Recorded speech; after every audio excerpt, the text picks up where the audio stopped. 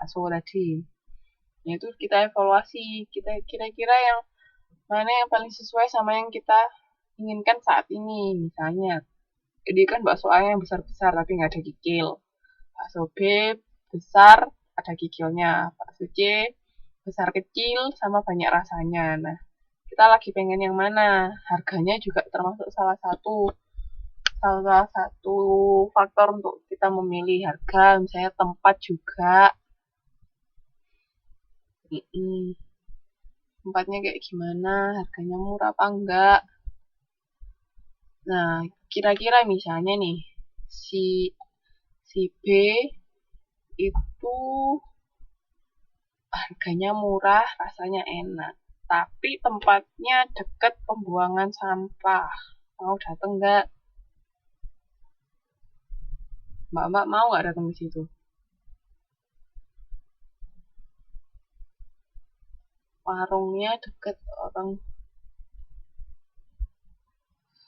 Nah, makanya nanti kalau misalnya bikin usaha itu tempat juga, tempat itu juga sangat mendukung untuk kelangsungan bisnis kita. Kecuali kalau nggak ada pilihan lain, kita cuma ada di lokasi situ, adanya itu ya sudah.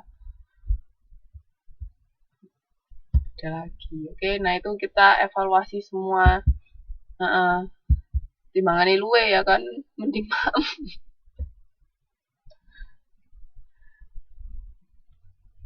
ya itu kan dari alternatif yang ada kita evaluasi.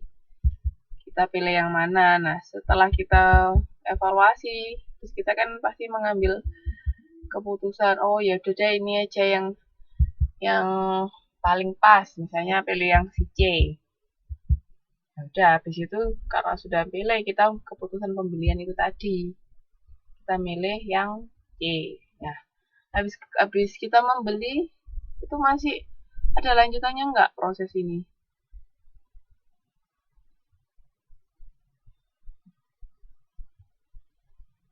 Rasan-rasan. Rasan-rasan itu hobinya orang Indonesia. Ya, jadi perilaku setelah pembelian itu ada. Kira-kira baksonya di situ enak apa enggak, pelayanannya kayak gimana, rasanya gimana, harganya gimana, tempatnya gimana. Itu berpengaruh terhadap perilaku kita setelah pembelian. Kira-kira nanti mau nggak balik lagi ke restoran C itu tadi. Kalau misalnya rasanya nggak enak, mau nggak mbak balik lagi? Tapi nggak dalam kondisi kepepet keluhan ya.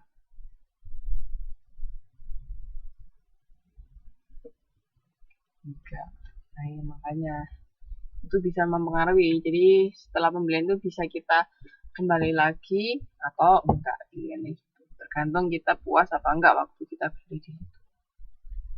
Oke, jadi prosesnya ada 5. Jangan lupa. Oke. Ini di pengenalan kebutuhan ini ada teori hierarki Maslow, ada kebutuhan dasar, rasa aman, sosial, prestis, sama aktualisasi diri. Oke, ini pencarian informasi ini bisa ada word of mouth dari pelanggan ke pelanggan, mengurangi biaya promosi. Ini bisa dibaca sendiri. Nah, ini sekarang pengaruh budaya dalam pemasaran. Apakah pebisnis melakukan pemasaran yang sama di tiap tempat atau negara?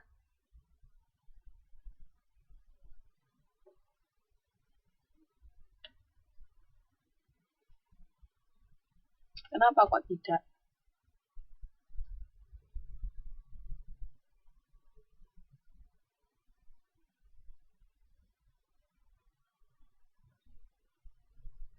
Kenapa kok beda?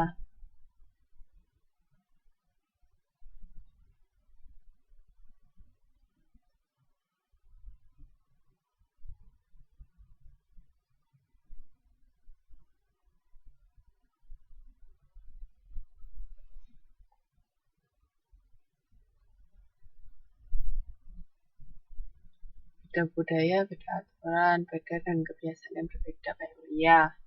Karena setiap tempat sama negara itu berbeda-beda. Jadi ketika kita melakukan pemasaran harus disesuaikan dengan kondisi ya di tempat tersebut. Oke.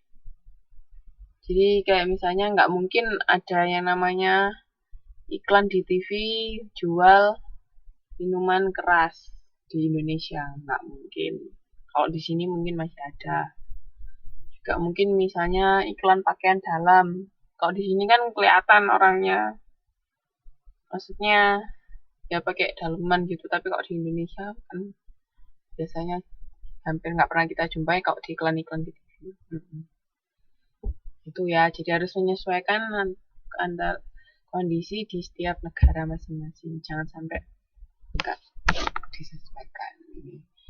Karena ini perbedaan. Ya, nilai dan sikap berbeda secara lintas budaya, tata krama dan kebiasaan, budaya materi, estetikanya berbeda. Jadi poin intinya, setiap negara itu pasti ada budaya masing-masing, jadi kita sebagai pemasar harus menyesuaikan.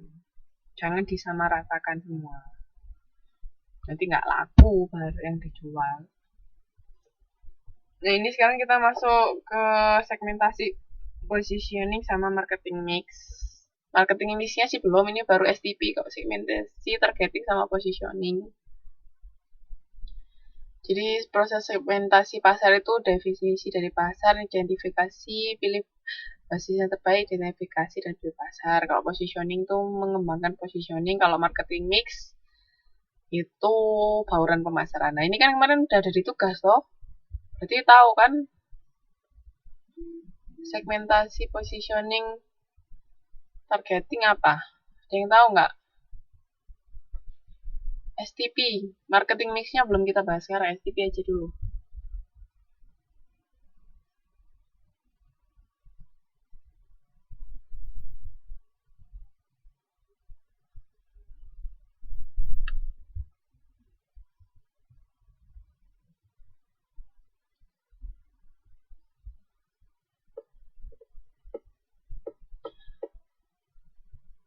Segmentasi pembagian pasar, targetan, pembagian pasar apa?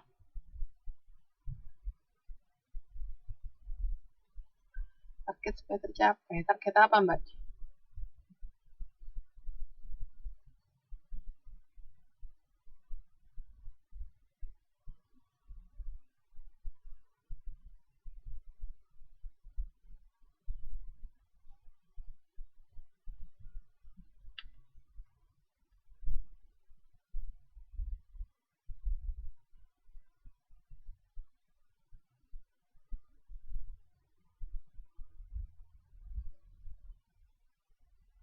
Segmen pelanggan.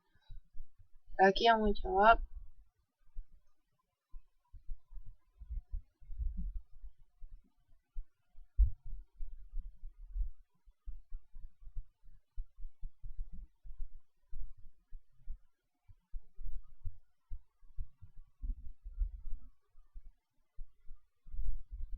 Konsumen pakaian.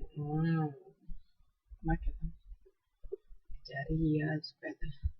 Oke, jadi segmentasi itu membagi pasar menjadi kelompok pembeli yang terbedakan dengan kebutuhan, karakteristik, atau tingkah laku yang mungkin membutuhkan produk yang berbeda. Jadi kan karena pasar itu sangat luas sekali.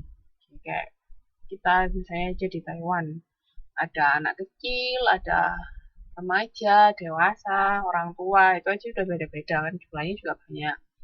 Ada yang penghasilannya sedikit, ada yang penghasilannya sedang-sedang aja, ada yang penghasilannya banyak. Ada perempuan, ada laki-laki, kan banyak. Karakteristiknya kan beda-beda. Perilakunya juga beda-beda.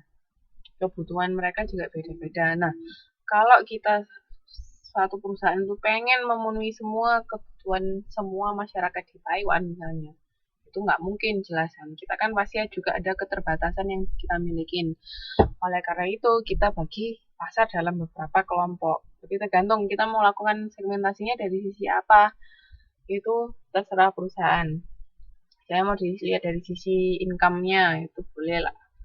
Atau dari sisi perilakunya juga nggak apa-apa. Jadi tergantung masing-masing perusahaan silakan memilih mau dibagi berdasarkan apa. Nah, nanti